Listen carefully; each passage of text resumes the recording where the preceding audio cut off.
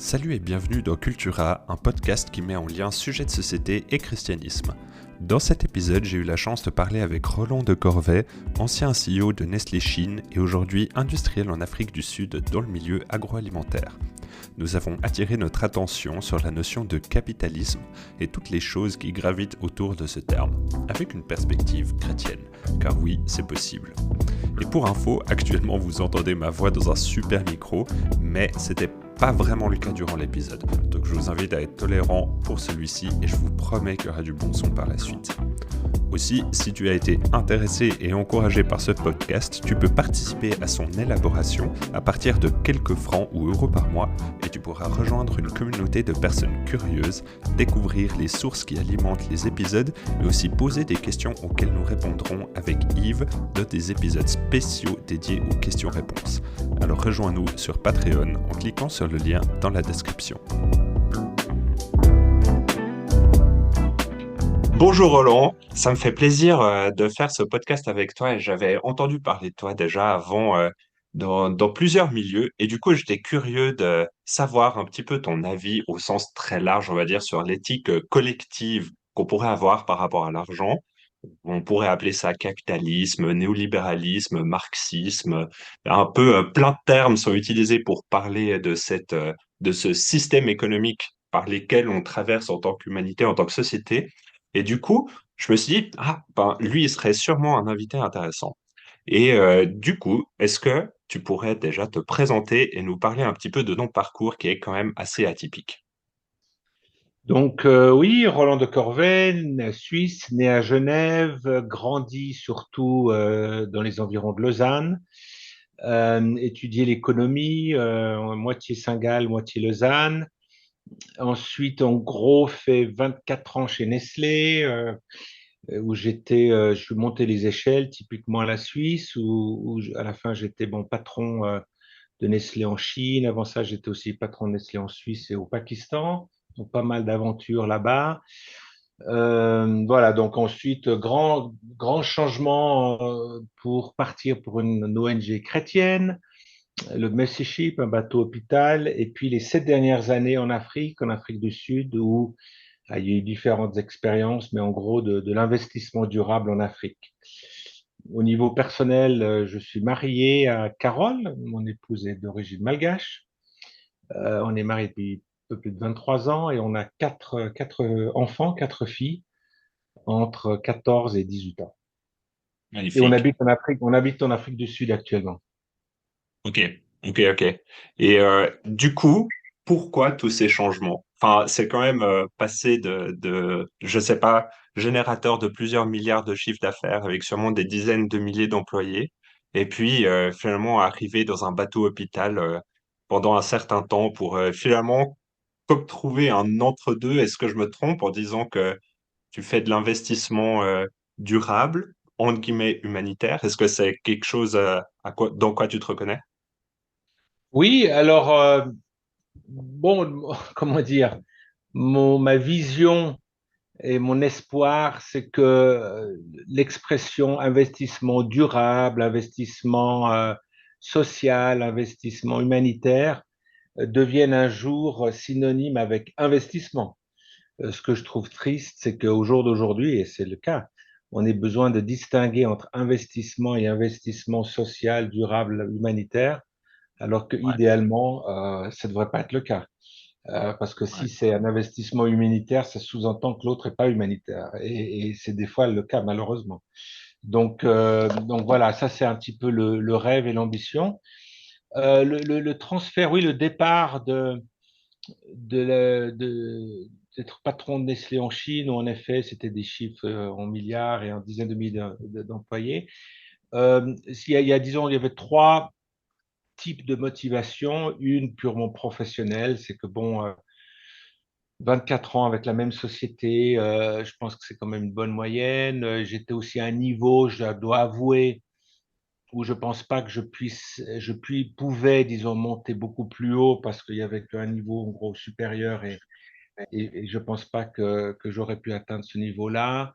Il y avait la motivation aussi, je dirais, existentiel, besoin, oui, non pas qu'on faisait du mal chez Nestlé, mais on avait besoin d'avoir plus de sens à ma vie, de pouvoir avoir un impact plus important, de pouvoir moins faire de compromis, d'avoir une philosophie qui soit vraiment commune à ma vie privée, à ma vie professionnelle, etc. Et puis il y avait un aspect purement personnel, familial, où quand vous travaillez 15 ans en Chine, enfin, il y avait une vie de famille qui n'existait quasiment plus, une vie privée qui devenait de moins en moins visible. Et je sentais que si tu veux, que ma famille, mon mariage commençait à dériver et que si ça continuait comme ça, j'allais me prendre le mur. Donc j'ai vu trop de gens dans le business, surtout en expatriation, qui sacrifient littéralement leur famille pour leur carrière. Et je m'étais toujours promis de jamais suivre ça. Donc il y avait une sorte d'instinct de Ouais. survie de dire bon, voilà, mettons les priorités, quitte à payer un certain prix, mais ça en valait la peine. Hmm. Hmm. Ouais, c'est fou. Et on va parler peut-être de questions un peu plus globales, si on veut systémiques. Mais en faisant un petit peu des recherches sur toi, j'étais tombé dans un interview où tu disais que chez Nestlé, c'était plus une question de pouvoir et d'argent. Et qu'est-ce que tu entends par là? Bon, je pense pas que c'est spécifique à Nestlé ou unique à Nestlé. Je veux dire, dans le monde, quand tu es dans le monde des affaires et que tu as des responsabilités importantes, euh, tu es mesuré, tu es jugé en fonction de ta performance. Alors Hmm. bien sûr, la façon est aussi importante et puis la communication est importante, mais je veux dire, ta performance est jugée sur les résultats, avant tout les résultats financiers, en grande majorité, en grande partie. Et alors bien sûr, tu dois gérer les gens, les êtres humains, etc. Mais c'est quand même la performance financière et je veux dire l'importance de quelqu'un est mesurée en fonction de son pouvoir. Et le pouvoir, ça se mesure, oui, le budget que tu contrôles, le nombre d'employés que tu as, etc. Donc j'avais vraiment besoin de trouver autre chose. Et je crois que l'économie, quand on calcule, c'est des choses que je fais actuellement, justement, comment est-ce qu'on calcule la performance? Moi, je suis convaincu que justement, la performance, l'aspect financier est important. Je crois qu'on parlera après de la décroissance, un concept auquel je ne crois absolument pas. Par contre, je crois à une profitabilité responsable et donc plus Ouais. modeste. Donc, le fait de vouloir toujours maximiser le profit, là, j'ai un problème avec ça. D'une part et d'autre part, j'ai un problème si le seule mesure de performance de quelqu'un ou d'une direction ou même d'une société, c'est que les aspects financiers. Donc, l'importance de quantifier ce que fait quelqu'un, ce que fait une société, que ce soit au niveau financier, mais que ce soit au niveau humain, que ce soit au niveau environnemental, et non pas seulement qualitativement en faisant de jolies brochures, mais en ayant des mesures quantitatives. Ouais. Tu parlais de performance dans le cadre de Nestlé, spécifiquement, tout en disant que, en fait, c'est quelque chose qu'on retrouve dans plein d'autres entreprises aussi. J'imagine surtout à très grande échelle où vraiment ces chiffres, ils sont là comme pour nous raccrocher d'une certaine abstraction. C'est peut-être un peu plus rassurant. Euh, comment est-ce que tu vois le système financier ou capitalisme, je ne sais pas comment on l'appelle. Comment est-ce que tu le vois aujourd'hui dans l'état actuel des choses depuis ton point de vue? Pour Ouais, les auditeurs qui ne sauront pas quand est-ce que cette interview aura été enregistrée, donc on est une semaine ou quelques jours ouais, après le collapse du Crédit Suisse la semaine dernière. Euh, Moi, je suis très sévère avec le système financier actuel. Si tu veux, quand les banques ont abandonné leur métier de base et d'origine, originelle, qui était d'aider l'économie, alors bien sûr en faisant de l'argent, tout le monde doit faire de l'argent, mais quand même, il y avait une économie, il y avait un système financier qui était lié à une économie bancaire, une économie actuelle. que ce soit industrielle ou de services, je pense qu'elle avait un rôle très clair. Quand c'est devenu en grande majorité, pas uniquement les banques cantons en Suisse, les banques cantonales, etc., sont pas là-dedans, mais quand même les grandes banques, que ce soit dans le monde entier, sont avant tout devenues des instruments de spéculation. Et quand vous avez le total de ces instruments financiers qui sont un multiple du PNB du monde entier et que les niveaux de dette sont tels, je trouve ça très, très inquiétant. Donc, personnellement, pour moi, je veux dire, le système financier, c'est comme le cholestérol. Et le cholestérol, il y a le bon cholestérol, hein, mais on parle aussi beaucoup du mauvais cholestérol. Donc, le problème du système financier, il y a un peu trop de mauvais cholestérol et pas assez de bon cholestérol. Mhm. Et ça Et risque de boucher les artères, du coup, le mauvais cholestérol et de enfin, de tuer tout l'organisme presque, non? ah oui, tout à fait. Alors, je suis pas forcément quelqu'un qui est à fond par principe pour des interventions de l'État, mais je vais dire de dire que le marché doit tout réguler. Ah, je suis absolument pas d'accord. Et je crois que là, sans vouloir critiquer nos amis américains ou anglais, je pense qu'il y a vraiment une différence conceptuelle entre ce que j'appellerais un capitalisme à l'anglo-saxon ce que certains appellent un capitalisme rénant, ou disons d'Europe continentale, où moi je crois au capitalisme, je crois au besoin de faire du profit, mais je crois aussi qu'il y a l'État a un rôle à jouer et qu'on ne peut pas simplement laisser faire le marché et puis advienne que pourra. C'est Ouais. comme si vous voyez une politique, je dirais, de soins.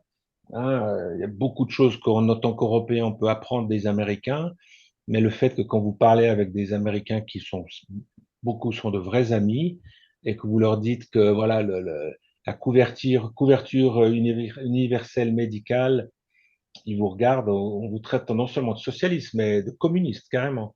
Alors que pour nous, ça fait partie des droits de l'homme de base. Donc, Ouais. je pense que moi, je suis plus je vieillis, je dois avouer, si on me demande souvent qui êtes-vous vraiment en tant que personne, moi, je dirais deux choses. Je suis un industriel avant tout, donc j'aime transformer des matières premières en produits finis. Et deuxièmement, je suis un Européen. Bien sûr, je suis fier d'être Suisse, mais je veux dire, la culture européenne, l'héritage européen, l'Union européenne, etc., je pense que c'est quelque chose d'unique qu'on doit cultiver. Ouais. Ouais. On doit cultiver notre différence, y compris notre différence par rapport à comment on voit le rôle du gouvernement et des marchés financiers. On a déjà utilisé ce mot plusieurs fois depuis le début de notre discussion de capitalisme. Comment est-ce que tu définirais ça? Parce que j'ai l'impression que aujourd'hui on entend de toutes parts, soit on est tellement anticapitaliste, soit on l'est un petit peu, mais en fait on se cache parce qu'on n'ose pas trop utiliser ce mot. Et j'ai l'impression que vraiment on va lui donner plus ou moins la définition qui nous arrange sans vraiment savoir de quoi on parle. Comment est-ce que tu définirais ça? Non, tu as tout à fait raison. À mon avis, c'est un gros problème. C'est un gros souci, une grosse source de malentendus, parce que c'est vrai, au jour d'aujourd'hui, pour beaucoup, surtout dans les plus jeunes générations, c'est à la limite, c'est devenu une insulte, quoi. Espèce de capitalisme, c'est pire que espèce de sale gaucho quand moi j'avais 20 ans, je sais pas. Donc je pense personnellement, je pense que beaucoup de gens confondent parce que le capitalisme, ça va quand c'est perçu comme étant négatif. En gros, ce que les gens pensent, à mon avis, c'est la spéculation, c'est le CEO, ben, on a vu là les chiffres de Crédit Suisse, où il y a, où il y a eu, le Tage Sansager avait dit quoi, les 10 dernières années, il y a eu 3 milliards, cumulé 3 milliards de profits et cumulé 30 milliards de bonus versés au management. Ça, Incroyable. c'est même pas scandaleux, je sais pas, c'est inimaginable. Il y a des gens qui devraient aller en prison pour ça. Non seulement qu'ils l'ont fait, mais qui ont signé. Qui sont ces gens qui ont osé faire ça? C'est criminel pour moi. Et je veux dire, 90% de la population le pense, à mon avis. Donc ça, c'est vraiment l'abus. du capitalisme, c'est ou plutôt le capitalisme abusé, c'est peut-être la meilleure expression.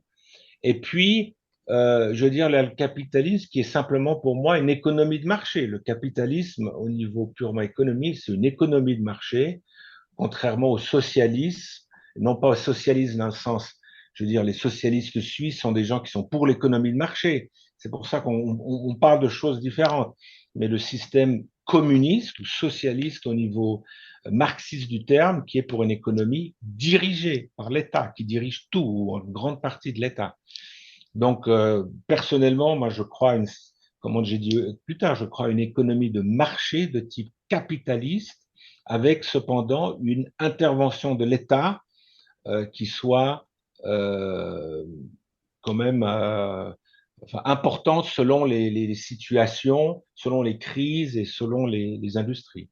Donc, je Ouais, pense que personnellement, je pense qu'il y a une grande distinction de dire justement on est contre le capitalisme. Non, on est contre les excès du capitalisme. Oui, c'est vrai. Mais c'est comme de dire euh, on est contre le rôle de l'État. Non, moi je suis pas contre le rôle de l'État. Je suis contre l'État si l'État commence à nationaliser toutes les sociétés. Ça, c'est absolument nul. Mais que l'État a un rôle à jouer, que le rôle a un rôle important à jouer, même dans l'économie, oui, je suis tout à fait d'accord. Donc, au risque de vouloir être trop suisse et balancer les deux, je pense que oui, capitalisme, oui, mais capitalisme responsable.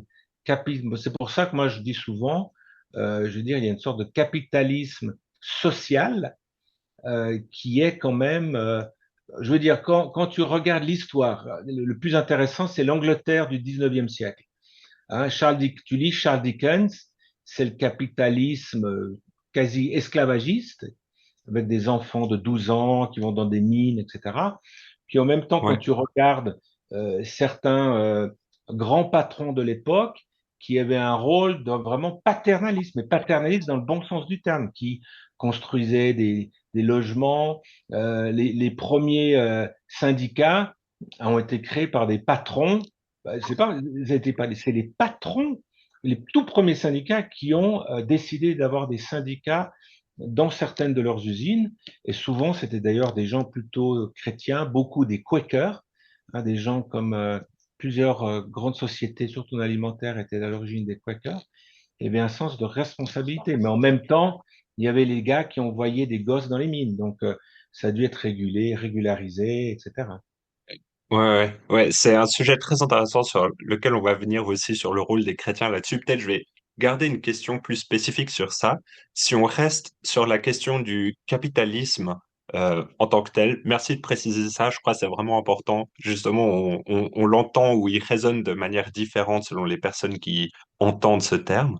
Et du coup, peut-être des fois perçu à l'inverse de ça, qu'est-ce que tu penses de la décroissance? Comment est-ce que ça te fait réagir? Tu as dit au début tu es totalement à l'opposition de ça. Mais OK, est-ce que finalement les gens qui ont gagné des milliards de bonus chez Crédit Suisse, est-ce que c'est pas une forme, est-ce qu'il n'y aurait pas besoin d'une forme de décroissance pour eux, de décroissance dans les bonus?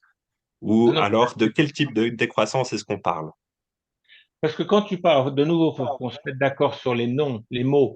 Si Oui, tu parles de décroissance, c'est-à-dire que, enfin, comme je le perçois, il y a une tendance, c'est vrai, politique à gauche, voire l'extrême gauche, qui dit on est esclave de la croissance, on veut décroître. ouais, Euh, mais alors, je pense que ça dépend de ce qu'on veut dire. Si on parle en tant qu'économie, c'est-à-dire que tu veux une régression de l'économie, donc au lieu de croître chaque année en Suisse de 1, 2, 3%, tu veux avoir une croissance négative de 1, 2, 3. Donc, si on hmm, fait ça, et on prendra des exemples où je suis d'accord d'avoir une régression ou un contrôle, mais si on parle de l'économie en général, c'est pas possible. On va dans le mur parce que si on veut ça, tu as une population qui vieillit. On voit en France avec les problèmes des retraites. Si on fait ça, mathématiquement, ça peut pas marcher parce que si le salaire diminue et que la population active diminue, donc c'est plus 100 fois 10, mais c'est 90 fois 9 qui doit payer pour l'augmentation des gens retraités, mathématiquement, ça ne va pas, sauf si tout le monde, tu as un appauvrissement général de la population.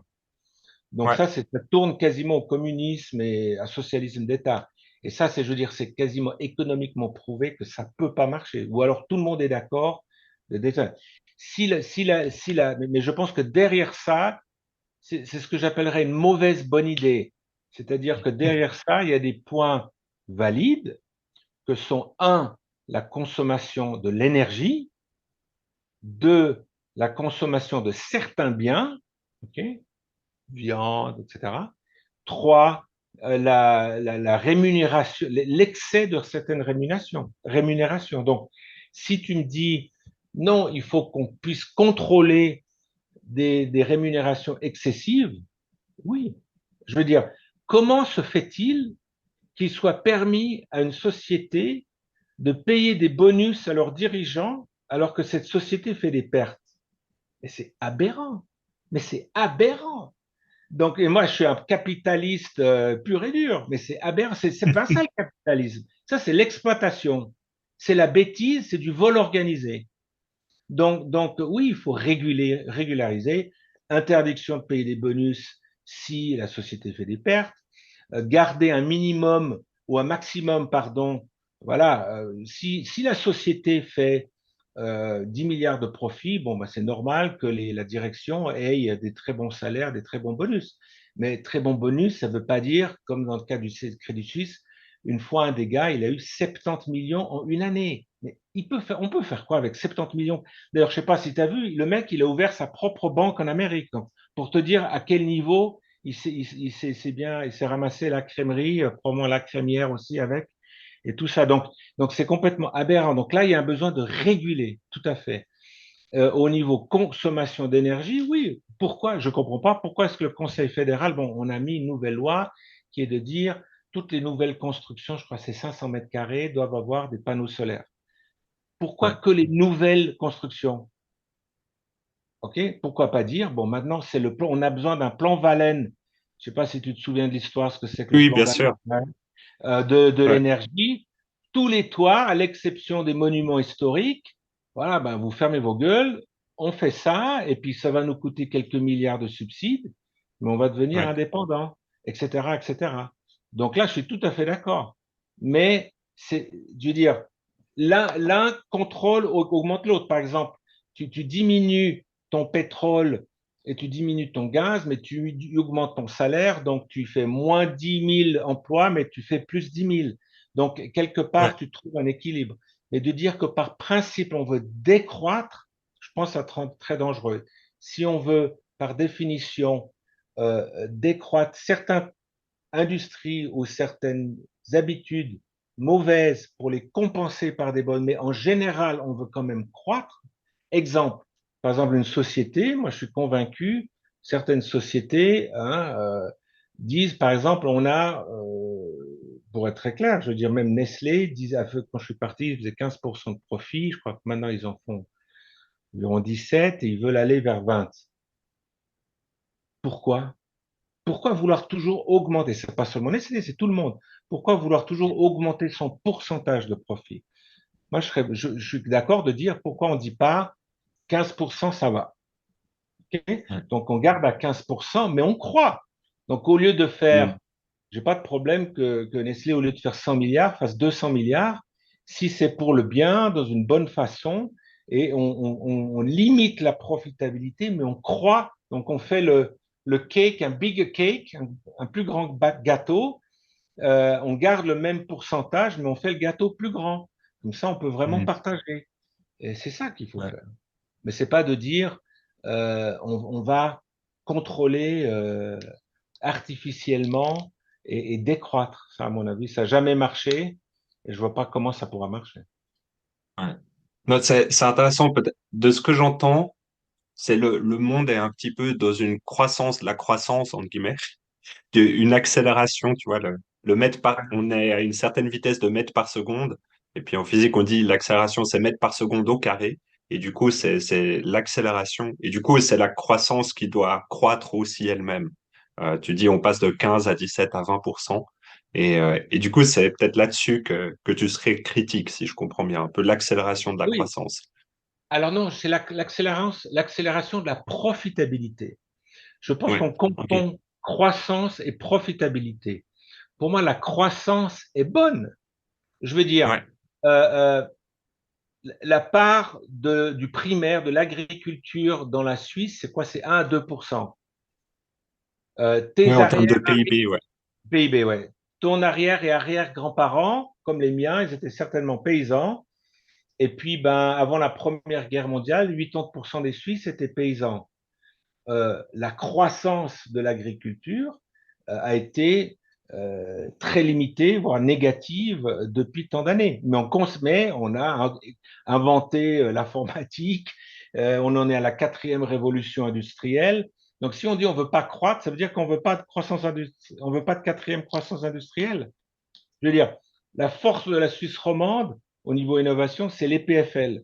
La PFL a apporté une croissance incroyable à ce pays et même à l'Europe entière. Il n'y a pas de mal à Hmm. ça. Donc là, le problème, c'est pas ça. Le problème, c'est on veut pas de l'immobilisme. Tu peux pas. C'est ça la force des économies de marché. Le problème, c'est le, le, le, la spéculation et maximisation du profit. Hein. Hmm. Oui, vouloir faire toujours plus de profit en pourcent, là, il y a quelque chose pour moi de malsain. Mais tu peux vouloir croire, tu peux pouvoir dire, je veux faire du profit, je veux être profitable, et je veux croître, mais avec un profit acceptable, sans exploiter et écraser qui que ce soit. Ouais. Le Ouais, problème, hyper c'est qu'on vit intéressant. beaucoup dans une économie où c'est soit je suis un requin capitaliste qui exploite, soit je suis quelqu'un qui aide le monde, plutôt de la côté charité et le côté philanthropique. Donc, euh, capitaliste ou comment dire, financier capitaliste ou philanthropique. Et souvent, je dis c'est big brain, no heart ou big heart, no brain. OK? Hmm. Et je crois à un modèle économique, j'appellerais peut-être capitalisme 2.0, tu peux l'appeler comme tu veux, qui dit non, on veut du capitalisme, on veut une économie de marché, on veut faire du profit, mais on veut mettre au même niveau d'égalité profit, humain, travail, donc capital, travail, environnement. Un peu la trinité de l'économie 2.0, et chacun de ces piliers doit avoir le même poids, être mesuré de la même façon pour qu'aucun Ouais. d'un des trois. Le problème d'aujourd'hui, c'est que tu as le capitalisme traditionnel depuis Friedman, depuis les années 70-80, qui a complètement écrasé tout le reste. OK. Ouais. C'est un petit peu ce qu'on appelle le néolibéralisme, non? Voilà, Justement, exactement. c'est... Tout à Ouais, fait. ouais. Ouais, non, c'est assez clair ce que tu dis. Peut-être une question encore dans le sens où il y a environ une cinquantaine d'années, il y a le Club de Rome qui a sorti un rapport très connu qui s'appelle Les limites à la croissance. C'est un rapport qui expliquait par des calculs savants faits au MIT que en fait la population ou l'économie mondiale serait au bout d'un certain temps, selon les facteurs qu'ils ont utilisés, menée à une certaine limite. Et que ce soit dû à la pollution, que ce soit dû du coup, les pertes de productivité qu'on aurait dans le sol, dans les océans, etc. Et que du coup, au pire des cas, la population mondiale décroîtrait, etc., dû à toutes les conséquences du dérèglement climatique, de toutes ces choses-là. Et est-ce que c'est quelque chose.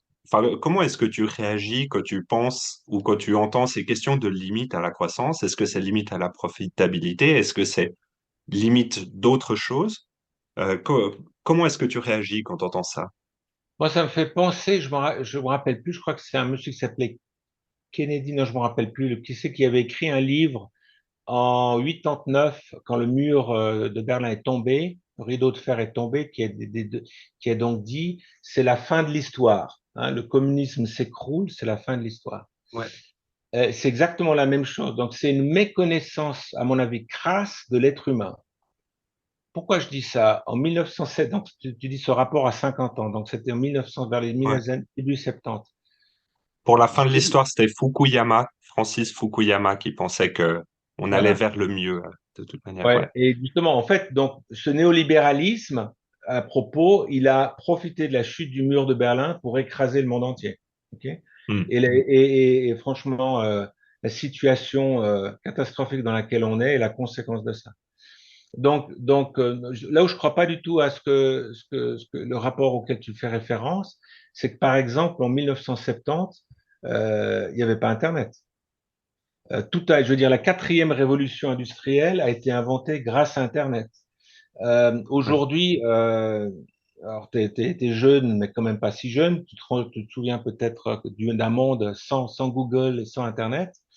Alors moi j'ai 57 ans, je m'en souviens un peu mieux. Je veux dire, c'est ne pas croire. Le génie de l'être humain, c'est d'innover. Le génie du capitalisme et de comment dire, de l'économie de marché, c'est de mettre à disposition des moyens au génie humain, justement, de développer de nouvelles idées, etc. Alors, comme toujours, avec Internet, on fait le pire avec le darknet comme le meilleur, comme toute chose, comme toute innovation.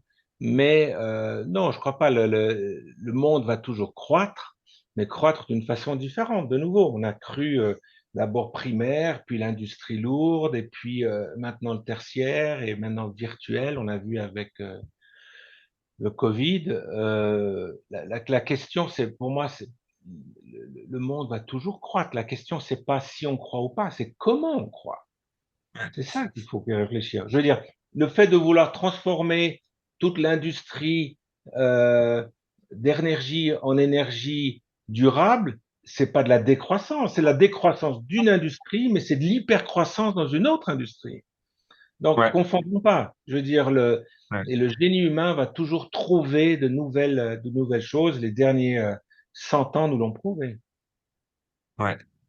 Ouais, ouais. Non, je suis juste curieux. Je serais curieux aussi d'entendre un avis peut-être qui diffère ou qui challengerait un petit peu plus ça, dans le sens où aussi la croissance dont il parle dans ce rapport, si je me rappelle bien, c'était plus vis-à-vis des matières premières ou en tout cas qui dépendent du Et monde c'est ça. physique. Et ça, je crois, c'est important de préciser dans le sens où peut-être la croissance qui dépend uniquement des matières premières et uniquement du monde physique, peut-être c'est celle-là qui est appelée à se réduire un petit peu, Oui. mais la Non, croissance qui est due au service ou comme tu dis, à Internet, etc., peut-être celle-là, elle peut perdurer si elle dépend moins de ses ressources primaires, si on veut. Mais aujourd'hui, les deux sont tellement couplés que c'est difficile d'imaginer un avenir avec moins de ressources primaires. non, non, d'accord, mais je n'ai pas les statistiques en tête, mais je Ouais, peux m'imaginer la partie du PIB de l'industrie, de la richesse créée par l'Internet ou par l'industrie, au sein de l'industrie des services par Internet qui n'existait pas il y a 50 ans, je sais pas, c'est 10-20% au moins de tout le PIB. Donc, ouais, et c'est beaucoup plus efficace. Travailler à la maison, c'est quand même beaucoup moins polluant que de prendre le train ou la voiture surtout pour aller au bureau, etc., etc. Donc, c'est je clair. pense que tu as raison. Je pense qu'il voulait dire, c'est que si on continue la croissance avec ou grâce à l'extraction de pétrole, de gaz, etc., de charbon, et l'impact que ça a sur la planète, là, oui, là, ils ont eu raison. C'est clair qu'on a un gros, gros problème au jour d'aujourd'hui.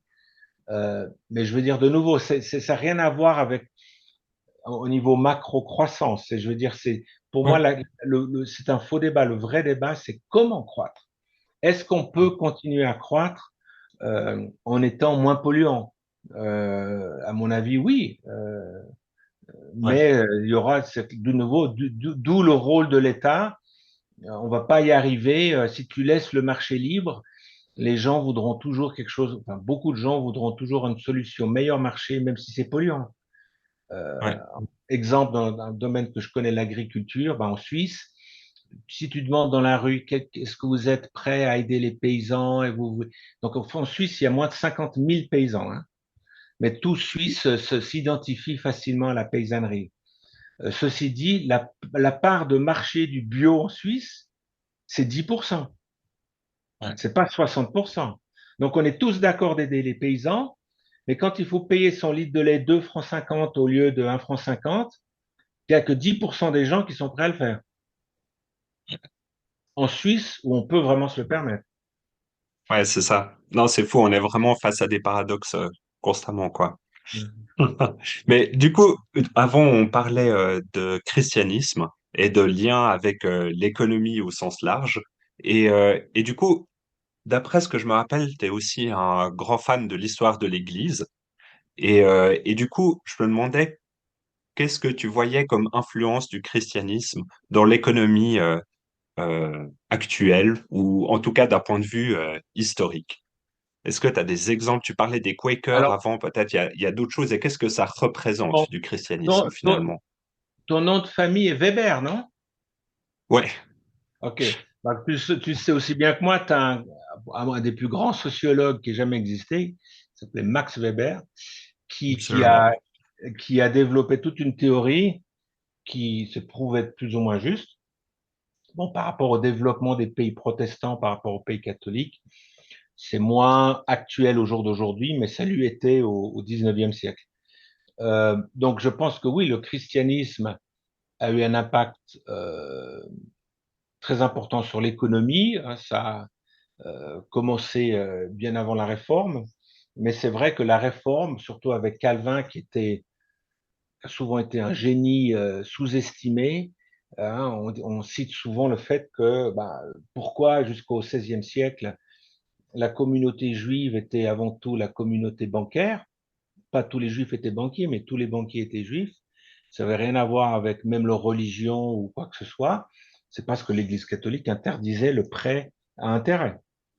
Et tout d'un Mm. coup est venu Calvin à Genève, vers les 1535, quelque chose comme ça, et a dit non, on va introduire un concept d'intérêt parce que faire de l'argent, quand quelqu'un fait de l'argent avec cet argent, il faut récompenser l'argent quelque part. Et il a estimé, d'ailleurs c'est très intéressant, à l'époque à 5% le taux d'intérêt annuel qui est resté comme assez sage comme taux d'intérêt même 500 ans plus tard.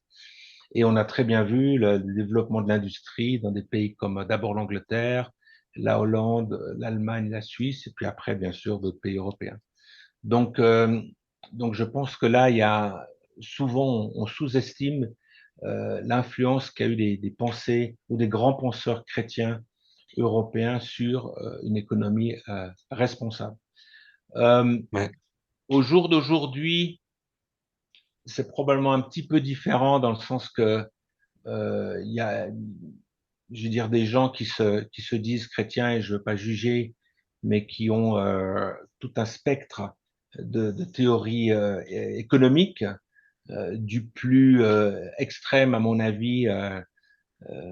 Voilà, si tu es riche, c'est que tu es béni, c'est que tu es pauvre, c'est que tu es maudit. Ça, c'est une extrême. Et l'autre extrême, c'est voilà, toute richesse doit être partagée et être riche ou avoir des biens est quelque chose de pas normal pour être chrétien. Une sorte de misérabilité. L'évangile comment dire, du succès et puis prospérité. la Ouais, prospérité est quasiment l'évangile du misérabilisme où on doit tous aller dans un couvent et plus on est pauvre, mieux c'est. Donc, il y a les deux extrêmes. ouais, Personnellement, c'est vrai que je pense qu'en tant que chrétien, on a des responsabilités, un rôle en tant que responsable, quel qu'il soit, et qu'il y a certains principes qui devraient être mis en place. Et je pense que si en tant que chrétien, on n'est pas un exemple, je vois pas en quoi est-ce qu'on peut se qualifier d'être supérieur si on se dit supérieur en quoi que ce soit. Donc, ouais, je pense une sorte de responsabilité sociale par rapport à traiter les gens, par rapport à payer les gens, par rapport à partager son argent, qui, que je dirais normal, mais que certains traiteront de social, voire socialiste. Je dirais non, c'est simplement, ça dépend aussi comment vous voyez le rôle de l'argent dans votre vie. ouais. Non, c'est clair. Là, je lisais quelques livres dernièrement sur l'argent et en lien avec le christianisme simplement et la Bible. Et j'avais l'impression à travers ces lectures que vraiment ce qui ressortait le plus, c'était pas finalement vraiment l'argent qu'on a sur le compte en banque ou comme ça, mais c'est plus, en fait, plus on devient riche, plus on devient responsable, plus on est condamné à une responsabilité, si on veut. Alors qu'aujourd'hui, on a plus tendance, ou en tout cas d'entendre que plus on a d'argent, plus on est libre. Et quand on entend libre, c'est l'absence de contraintes. Et alors que la liberté, selon le christianisme, est plus la responsabilité, le choix de pas mettre sa confiance dans l'argent, mais dans Dieu. Et du coup, est-ce que c'est quelque chose qui peut se voir à une échelle macro, plus large, quand on parle peut-être de certaines économies, je sais pas, est-ce que ça existe une économie chrétienne au sens large? Ou Alors c'est un moi, peu naïf. non, mais c'est quand on entend, c'est vrai, il y a pas mal, je sais pas, mais il y a plusieurs courants de pensée, surtout qui viennent d'Amérique, mais dans Ouais. certains autres pays aussi, comme tu parles à la théologie de la prospérité et d'autres. Moi, j'y crois pas du tout. Donc la théocratie, hein, on entend aussi certains mouvements politiques, surtout en Amérique, où c'est quasiment une théocratie, dans le sens où Ouais. on veut rétablir quasiment les 10 commandements dans le droit pénal. Euh, non, c'est pas ça le christianisme. Le christianisme, c'est le choix. Sinon, si c'est la loi, il n'y a plus de choix. C'est Mhm. ça que je comprends pas que les gens ne comprennent pas. Le christianisme, c'est le choix. Et donc, oui, on doit vivre. Moi, je veux dire, comme j'ai dit avant, il y a une organisation que j'admire beaucoup et dans laquelle je fais partie. C'est donc Mercy Ships, ce sont des bateaux hôpitaux avec donc une société, une organisation chrétienne, mais qui déclare ou développe sa philosophie en disant, nous voulons, comment dire, nous sommes là, pas l'interprétation. Ça me reviendra. Il y a un terme qui dit en gros, nous voulons que nous n'avons pas besoin forcément de crier haut et bas concernant notre foi, mais nous voulons que les gens reconnaissent que nous soyons chrétiens à travers nos actes. Mhm. Et que, je veux dire, être dans les affaires et justement être les mêmes, voire pire, dans certains cas, que des non-chrétiens, honte à nous. Et on en a. On connaît tous des gens comme ça. Donc, non, théoriser euh, et mettre des règles bibliques de force dans l'économie, je ne crois pas à ça. Je crois que c'est vraiment à chacun de choisir et on doit respecter les lois dans les pays où on est, mais on doit être un exemple. Ouais. Ouais, excellent, ça me parle beaucoup. Ce que tu dis, ouais, moi j'étais curieux, du coup, tu as fondé une nouvelle entreprise en Afrique du Sud après ton expérience à Nestlé puis Mercy Ship. Et du coup, Mercy Ship, si on veut, c'est plus de l'humanitaire, si je comprends bien, où on Tout donne à de fait. l'argent pour devenir un service, mais ce service en soi ne rapporte pas d'argent. Euh, alors que l'entreprise que tu as actuellement, elle, j'imagine, elle rapporte de l'argent d'une certaine manière. Comment est-ce qu'elle diffère peut-être d'autres entreprises, que ce soit Nestlé ou d'autres? Est-ce que tu pourrais nous expliquer Ouais, un peu plus là-dessus? tout à fait. Donc, peut-être pour revenir un petit, je vais répondre à ça, mais le lien avec Mhm. une question que tu avais avant, que j'ai oublié de mentionner, c'est on a nommé cette société Alpha Talent. Et pourquoi Alpha Talent? Bon, Alpha parce que tout ce qui est lié à l'agriculture, c'est l'alpha et oméga, c'est le début de tout, parce que sans agriculture, ben, on survivrait pas. Mais talent parce que en faisant un lien avec la Bible, la parabole que je préfère dans la Bible, c'est la parabole des talents. Et pour moi, la parabole des talents, c'est un peu un crash course en économie ou économie 101, quoi. Je veux dire, voilà, ce que tu fais, on reçoit tous des talents. Certains ont beaucoup de talents, certains ont beaucoup moins de talents. Alors le talent dans le sens don, mais aussi dans ce cas-là, c'était de l'argent, mais c'est un peu la même chose. Et puis la question, c'est qu'est-ce qu'on en fait? Euh, alors, surtout dans le cas de l'Afrique, si tu veux, dans un continent qui a reçu de façon naturelle 10 fois plus que l'Europe, pour pas dire 100 fois plus que l'Europe. On parle souvent les pauvres, la pauvre Afrique, les pauvres Africains. Non, l'Afrique regorge de trésors qu'on a de loin pas en Europe. Alors, ce qui explique aussi que, voilà, on a aussi été très fort pour, en Europe, vouloir voler ces trésors et les exploiter, etc. Mais je veux dire, au niveau de talent, il y a l'importance de développer ces talents. Cette société, oui, ce qu'on essaye de faire, c'est un petit peu ce que j'ai dit avant, c'est de dire, on veut maximiser, on veut optimiser les profits. Notre motto, c'est on veut optimiser les profits et maximiser l'impact ou les impacts. Donc, oui, on veut faire du profit. Oui, je veux être généreux. Oui, je veux partager, mais je ne peux pas partager ce que je n'ai pas. Donc, si je veux être généreux, il faut d'abord faire du profit. Sauf qu'il faut optimiser ce profit et non pas optimiser, ça veut dire quoi? C'est ni maximiser, donc je veux autant d'argent que possible dans un laps de temps aussi court que possible, ça c'est maximiser, ou minimiser, c'est l'aide au développement, l'argent gratuit, et tout ce qui est gratuit, à l'exception de la grâce de Dieu, ne vaut rien. Donc voilà, les deux ne marchent pas. Donc il faut avoir un optimisé, dans notre cas, ça veut dire des retours sur investissement entre 7, 8, 9%, comme ça, et maximiser l'impact de se dire faire du bien à un coût. Les gens, on entend pas mal aujourd'hui avec un peu tout ce qui est greenwashing et d'autres, mais on entend des gens qui vous disent investissez chez moi, non seulement vous allez sauver la planète et vous allez sauver des vies, etc., mais vous allez vous faire encore plus de profit que des investissements durables. Des gens qui disent ça, à mon avis, et je vais un peu choquer, dans le meilleur des cas, sont des incompétents, parce qu'ils n'ont aucune idée de quoi ils disent, et dans le pire des cas, sont des menteurs.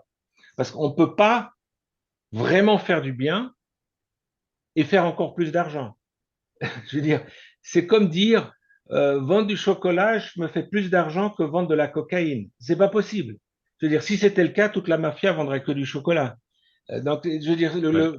philosophiquement, ça ne marche pas.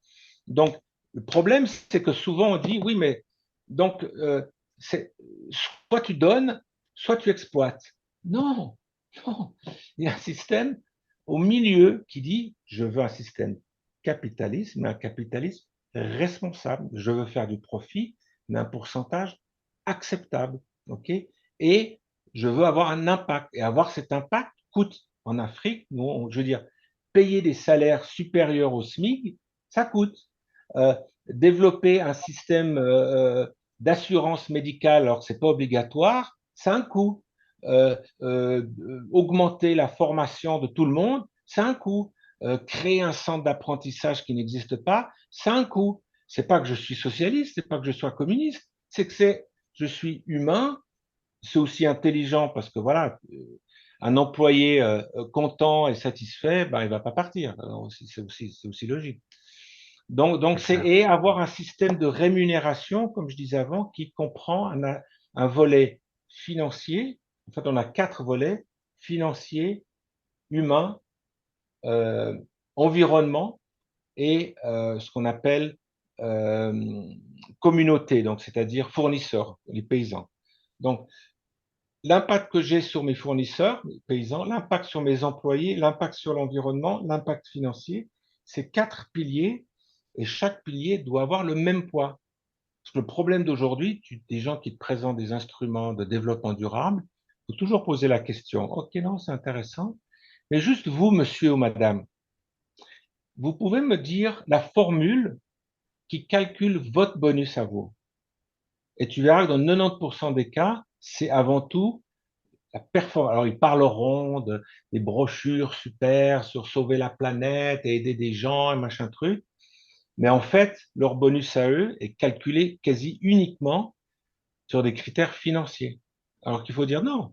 On va monitorer, on va récompenser les gens en fonction de leur performance totale qui est financière, bien sûr, mais aussi environnement, humain, social. Hmm. Et pour moi, c'est ça le nouveau capitalisme. Mais Ouais. il faut que le monde soit d'accord, et c'est pas la décroissance, mais quand même, ça c'est peut-être le seul point, il y aurait un petit point commun avec la décroissance, c'est de se dire, au lieu de se faire 15% de profit, soyons d'accord avec 10%. Mais ça veut pas dire que je vais décroître le chiffre d'affaires, je vais peut-être croître le chiffre d'affaires, mais la profitabilité peut décroître un peu. Ouais.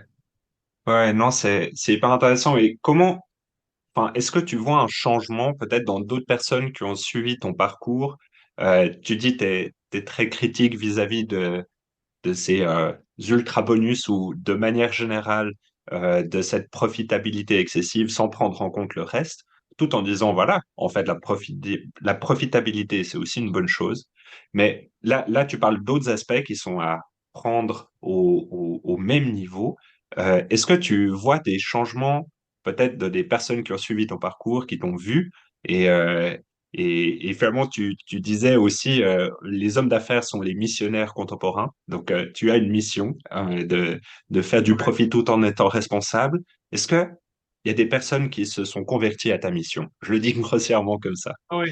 Oui, alors il y a, à mon avis, bon, je dirais aussi on vit à une époque qui est beaucoup plus ouverte à ce type de pensée et de philosophie que quand moi j'avais 20 ans. Si tu veux, l'avantage de ta génération et des générations plus jeunes qui arrivent, c'est que vous n'êtes plus prêts à faire des compromis.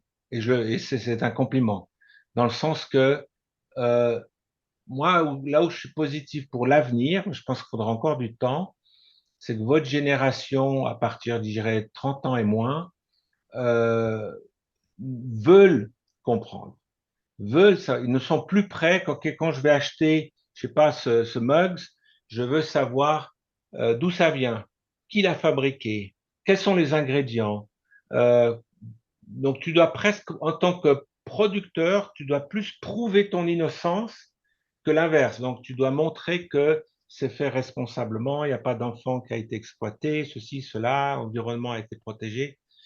Et ça, je pense que c'est l'avenir, dans le sens que si tu as une pression bottom-up sur l'économie, où une fois quelqu'un, journaliste, je crois que c'était autant, m'avait demandé qu'est-ce que vous pensez, beaucoup de sociétés, y compris des grandes, changent, mais on voit qu'ils y croient pas vraiment, qu'est-ce que vous y pensez?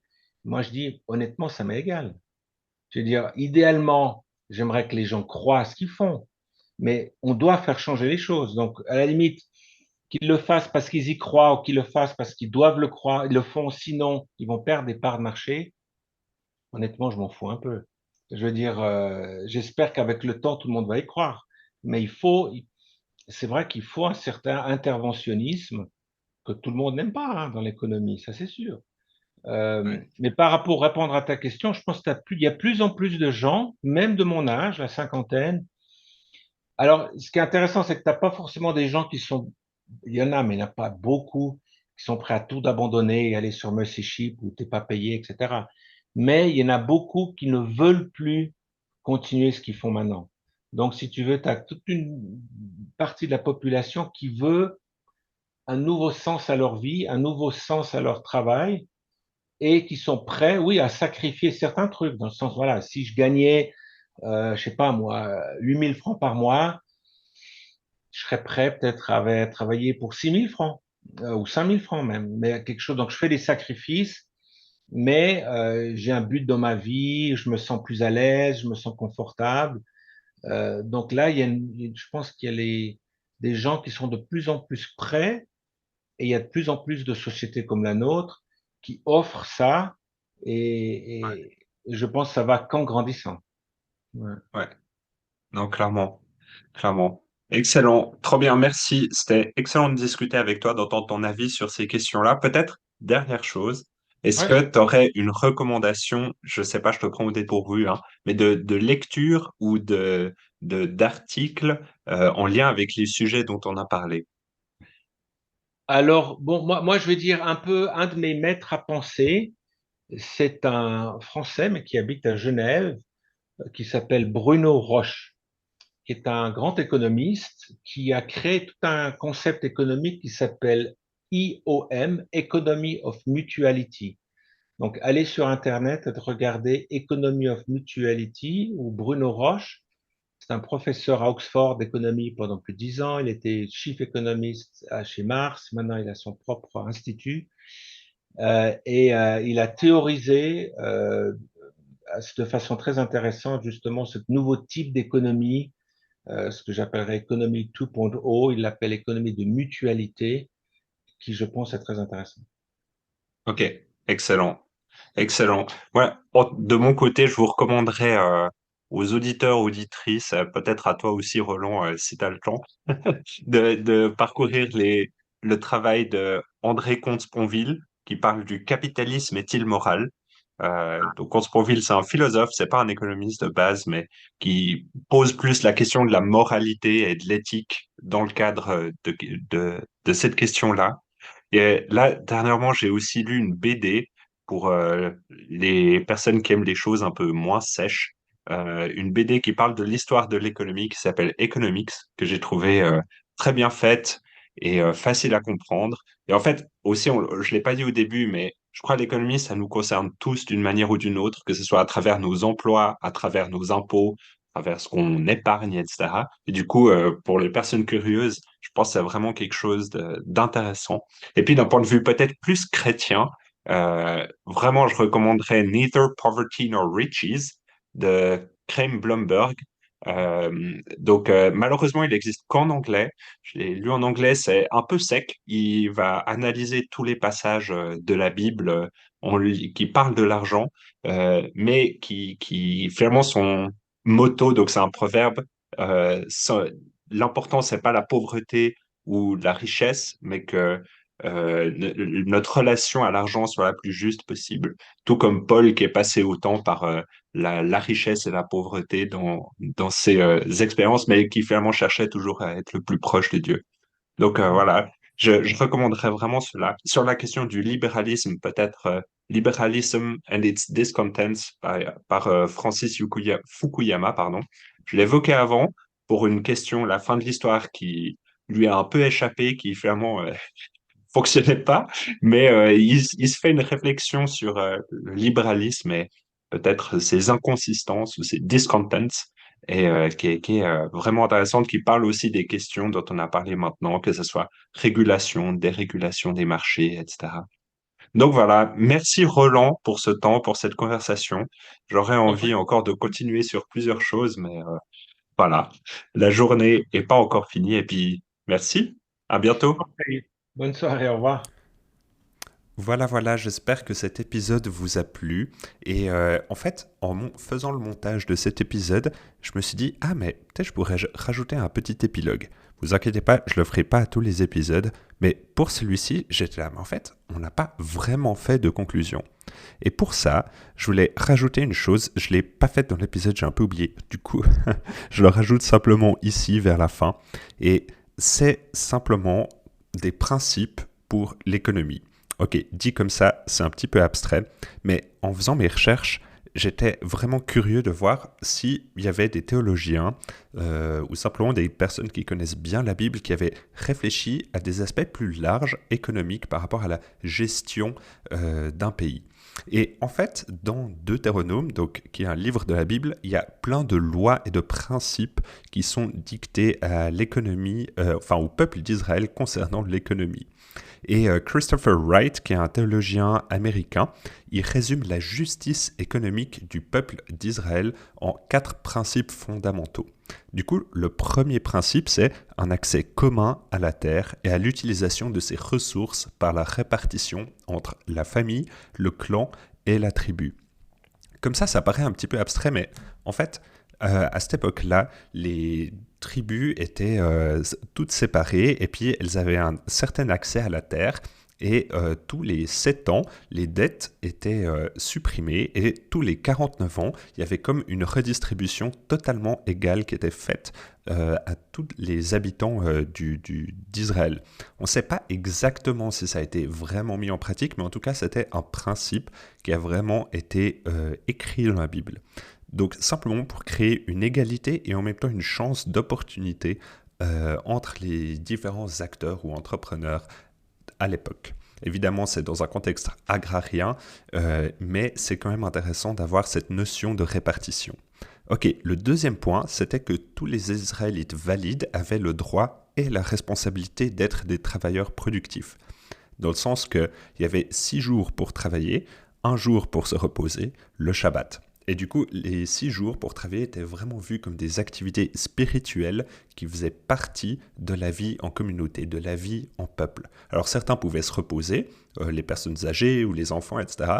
Et tout le monde, sinon, était invité, fortement encouragé à travailler pour participer au bien commun. Le troisième principe, c'était que la croissance économique et les biens matériels étaient tous deux validés et soumis à des contraintes et des critiques rigoureuses. En fait, quand on parle de croissance, c'est selon quoi c'est bien vu ou mal vu, mais ici, ce n'était pas forcément la chose essentielle. La chose la plus importante, c'était de se dire que tout ce qu'on produit appartient également aux autres. On n'arrive pas à faire une chose tout seul par nos propres mains, et ainsi c'est important de répartir les choses entre les personnes qui ont les biens et les autres qui ne les ont pas forcément.